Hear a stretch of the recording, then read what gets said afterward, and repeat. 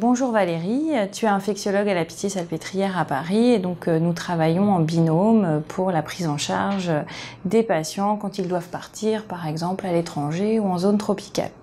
Alors dans une rubrique précédente, on a parlé des vaccins et des vaccinations qui sont nécessaires, recommandées dans certaines situations. Mais je crois qu'il n'y a pas que les vaccins pour protéger les personnes qui partent dans des zones tropicales. Qu'en penses-tu? Donc en effet, il n'y a pas que le problème des vaccins, il y a le problème des moustiques. En zone tropicale, des moustiques qui peuvent transmettre un certain nombre de maladies, comme le paludisme, que l'on connaît bien et que l'on sait prévenir, mais aussi des maladies comme les arboviroses, donc il y a la fièvre jaune dont on a parlé dans une rubrique précédente sur les vaccins, la dengue, le chikungunya, le Zika, donc des maladies qui ont pu défrayer la chronique dans certains pays et à certaines époques.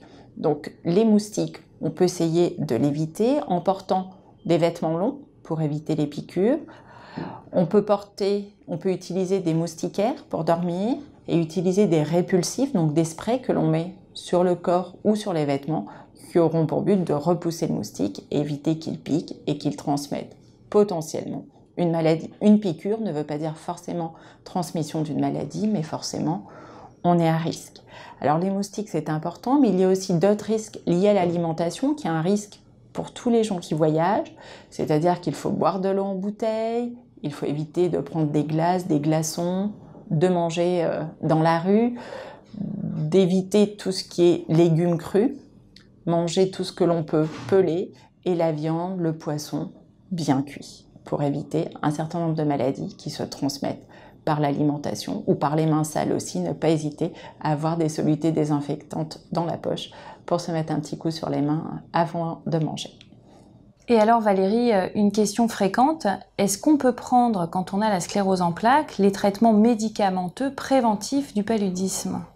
Alors je dirais que l'on doit et que l'on peut prendre ce traitement sans aucun problème. Les traitements préventifs, qui sont des traitements sous forme de comprimés que l'on prend quand on part, que l'on prend pendant tout le séjour et au retour pour une durée variable selon les traitements, peuvent être utilisés sans problème avec les traitements de la sclérose en plaques.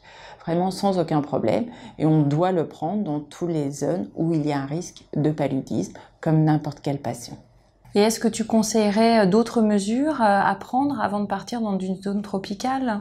La première chose déjà est de ne pas oublier de prendre une assurance rapatriement, car on peut être malade, pas forcément à cause de la sclérose en plaques, mais être malade tout court quand on voyage, donc c'est bien d'avoir une assurance rapatriement. Ensuite, je pense qu'avoir une petite trousse de pharmacie avec soi, c'est pas mal. On peut prendre du paracétamol en cas de fièvre, d'où un thermomètre pour pouvoir mesurer la fièvre, des pansements, un écran total, une solution antiseptique.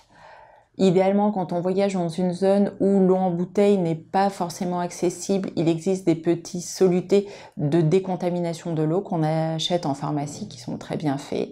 Et après, discuter en fonction de la durée du séjour, de la zone de séjour et donc des risques potentiels, éventuellement avoir avec soi un traitement antibiotique ou un traitement contre le palu de réserve. Car dans certains pays, l'accès à des antibiotiques ou à des traitements du palu peut être compliqué.